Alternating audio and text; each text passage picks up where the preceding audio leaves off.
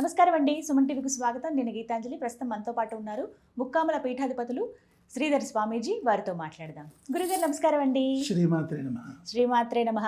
ముందుగా మీకు పరాభవ నామ సంవత్సర ఉగాది శుభాకాంక్షలు. శుభాశిస్సులు. చాలా సంతోషం అండి, మీ ఆశీర్వాదాలు. చాలా సంతోషం. ఉగాది అనగానే మీకు ఖచ్చితంగా తెలుసు ప్రత్యేకంగా నేను ఏం అడగబోతున్నాను అనేది. పంచాంగ శ్రవణం ఎంతో ఆసక్తిగా వినేస్తాం. గ్రహస్థితులు ఇవి అన్ని పక్కన పెట్టేస్తే నా రాశి బాగుందా, ఈ సంవత్సరం నేను బాగుంటానా, ఒకవేళ ఉద్యోగం అయినా గృహం అయినా ఇలా అన్ని రకాలుగా అడిగేస్తూ ఉంటాం. అదే మళ్ళీ మీ ముందు ఉంచుతున్నాను, ప్రేక్షకులు కూడా ఎదురు చూస్తూ ఉన్నారు. మరి ముందుగా గ్రహస్థితి తెలియచేస్తారా గురుగారు, ఆ తర్వాత ఇక ద్వాదశ రాశుల గురించి తెలుసుకుందాం. శని ప్రభావం ప్రధానంగా తీసుకుంటే మనకి శని మీన రాశిలో ఉన్నాడు. దీని వలన కుంభరాశి వారికి, మీనరాశి వారికి, మేషరాశి వారికి, ఈ మూడు రాశుల వారికి కూడా ఏలినాటి శని ప్రభావం కనబడుతుంది. ఈ మూడు రాశుల వారు కూడా ఇబ్బంది. ఇంటా బయట అపకీర్తి, నిందల పాలు కావడం, రావాల్సిన దగ్గర డబ్బు రాకపోవడం, ఇవ్వాల్సిన దగ్గర ఒత్తిళ్ళు, అకాల భోజనం, అకాల నిద్ర, అకారణ విరోధాలు, ఈ విధంగా ఉంటుంది. సింహరాశి వాళ్ళకి అష్టమ స్థానం అవుతుంది.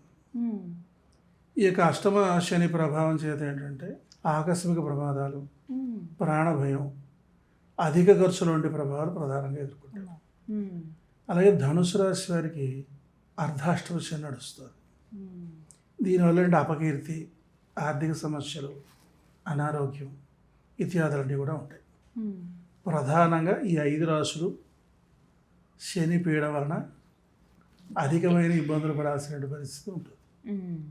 ఇక తర్వాత అదేవిధంగా గురు సంచారాన్ని బట్టి కూడా మనకి ప్రభావం ఉంటుంది.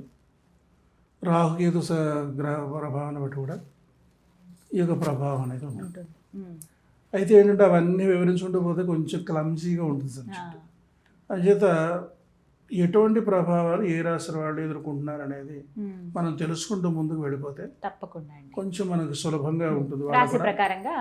మాట్లాడుకుంటే బాగుంటుంది. గురుగారు, ద్వాదశ రాశిలో రెండవదైన వృషభ రాశి వారి జాతక ఫలితాలు ఈ పరాభవనామ సంవత్సరంలో ఏ విధంగా ఉంటాయండి? అవునమ్మా, వృషభ రాశిని తీసుకున్నట్లయితే మనం ప్రధానంగా కృత్తికా నక్షత్రం 2, 3, 4 పాదాల వారు, రోహిణి 1, 2, 3, 4 పాదాల వారు, మృగశిర 1, 2 పాదాల వారు వస్తారన్నమాట. అయితే వీళ్ళకి ఆదాయం 5గా, వ్యయం 14గా ఉంది. రాజపూజ్యం 5గా, అవమానం 4గా చెప్పబడుతుంది. వీళ్ళకు ఉన్నటువంటి గోచార దోషాలు బట్టి శుభాశుభ మిశ్రమ ఫలితాలు వీళ్ళు పొందుతారనమాట.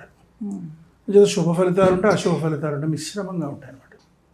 అంటే బాగా టాప్ లెవెల్కి వెళ్ళిపోయేది ఉండదు, అలా అని దిగజారిపోయేది ఉండదు, మధ్యస్థంగా అలా జరుగుతూ ఉంటుంది అనమాట. అంచేది ఇక్కడ రాజకీయ నాయకుల దగ్గర కూడా వచ్చేసరికి ఏంటంటే ఇక మంచి పేరు సంపాదించలేరు, అలా అని దిగజారిపోలేరు. ఇక తర్వాత అదేవిధంగా వాళ్ళకి పదవులు వచ్చేటువంటి అవకాశం కూడా బహు తక్కువని చెప్పచ్చు. ఎంత కష్టపడినప్పుడు కూడా కష్టైక ప్రతిఫలాన్ని గుర్తిస్తారు, కానీ పదవిని పొందలేనటువంటి దుస్థితి ఉంటుంది. అలాగే వ్యాపారస్తులకు కూడా వ్యాపారం జరుగుతుంది, మంచి పేరు వస్తుంది, చివరాఖరికి లాభం ఎంత వచ్చిందంటే కనబడదు, చివరికి నష్టం వచ్చేస్తుంది. ఉద్యోగస్తుల పరిస్థితి కూడా అంతే, గుర్తింపు వస్తుంది, ప్రమోషన్ రాదు, గుర్తింపు వస్తుంది, ట్రాన్స్ఫర్ అవుతుంది, ఇదే ఉద్యోగం నుంచి అదే లెవెల్లో ట్రాన్స్ఫర్ అవుతుంది, ప్రమోషన్స్ మీద ట్రాన్స్ఫర్ అనేది కాదు. ఇక వ్యవసాయదారులు కూడా పరిస్థితి అంతే, పంట చేను మీద బ్రహ్మాండం కనపడుతుంది, కోత కోసం ఇంటికి వచ్చేసరికి తగ్గిపోతుంది, కనపడదు. ఈ రకమైన పరిస్థితి ఉంటుంది. శుభాశుభ మిశ్రమ ఫలితం. అంచేత ఏంటంటే వీళ్ళు అప్పులు తీర్చుకుందామని అనుకుంటారు పాపం రైతు వారి అంతా కూడా. వచ్చే పంటతో అప్పు తీర్చవచ్చు, అప్పు సగమే తీర్చగలుగుతారు తప్పించి పరిపూర్ణంగా తీర్చలేనటువంటి పరిస్థితి వీళ్ళకు ఉంటుంది. ఇక వివాహ విషయాల్లో కూడా ఏంటంటే గట్టి ప్రయత్నం మీద వివాహాలు అవుతాయి.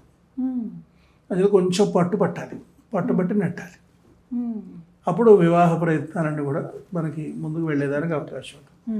అయితే వీళ్ళకి ఏంటంటే మరీ అంత దయనీయంగా లేదు, శుభాశుభ మిశ్రమ ఫలితాలు ఉన్నాయి కనుక వీళ్ళు పెద్ద భయపడాల్సిన పని లేదు, బెంగపడాల్సిన అవసరం లేదు. కాకపోతే కొంచెం పుషింగ్ ఇవ్వాల్సిన పరిస్థితి ఉంటుంది.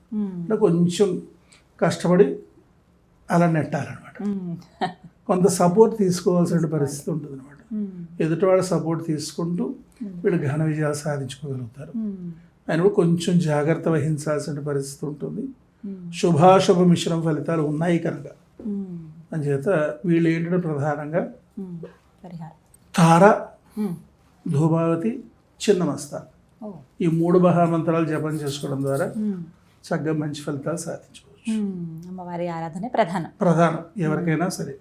అవునమ్మా. అంత చెడుగా లేదు, మిశ్రమంగా ఉంది కాబట్టి కొంత అమ్మవారిని ఆరాధించుకుంటే ఇంకా మంచి ఫలితాలు ఆవిడ అందిస్తారు. మంచి ఫలితాలు. ఇక్కడ ఏంటంటేనమ్మా, దోషాలు ఉన్నప్పుడు అమ్మవారిని ఆరాధన చేసినప్పుడు ఆ దోష ప్రభావం మన మీద లేకుండా చేస్తుంది.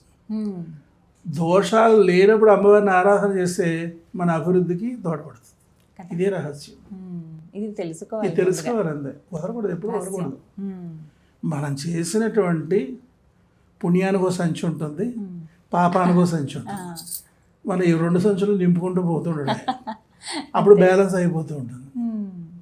అంచేత ఒక్కోసారి బాగా చేయగలుగుతాం, ఒక్కోసారి చేయలేకపోతాం.